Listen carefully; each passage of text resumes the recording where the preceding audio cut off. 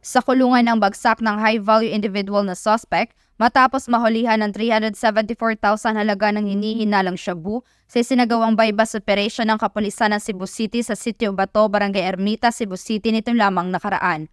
Kinilala ni Police Major Eric Sigingoyon, Station Commander ng Police Station 5 Cebu City Police Office, ang suspect na si alias Mushi, 25 anyos at residente ng Sitio Santo Niño, Barangay Suba, Pasil, Cebu City.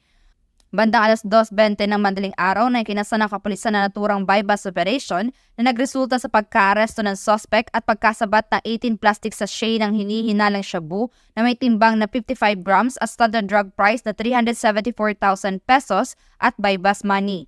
Samantala, kasalukuyang nasa kustudiya ng Police Station 5 Cebu City Police Office ang suspect at maharap sa kasong paglabag sa Section 5 at 11, Article 2 ng Republic Act 9165 o Comprehensive Dangerous Drugs Act of 2002.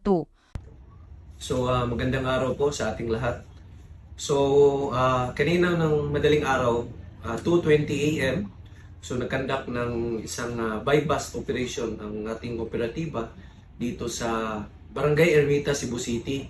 So may nahuli kaming isang high value individual, so alias Mushi. So actually matagal na namin itong tinitiktikan kasi matunog na yung pangalan niya sa mga previous namin na mga nahuli. Siya ang tinuturo.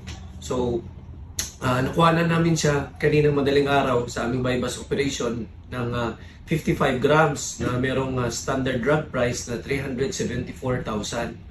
So ngayon nandito siya sa aming custodial facility while pending appropriate charges na i-file namin sa kanya. So reminder ko lang sa community, lalo na dito sa area na sakop namin na ang inyong kapulisan ng Police Station 5 ay hindi tumitigil sa aming advocacy against itong illegal drugs. So I hope mag-cooperate yung community na kung meron kayong mga information, meron kayong mga report na merong mga illegal na mga activities, lalo na mga illegal drugs dito sa area namin, please contact our hotline. I-inform nyo kami kaagad para kaagad namin na ma-surveillance and then magkakanda kami ng operation para mas safer ang ating community dito sa Police Station 5. So magandang araw po sa ating lahat.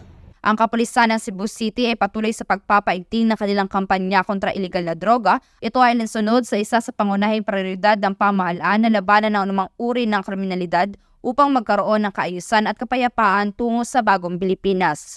Mula dito sa Cebu City, ako ang inyong Police News Network Correspondent, Patrolwoman Judith Nicanor, alagad ng batas, tagataguyod ng Balitang Pulis.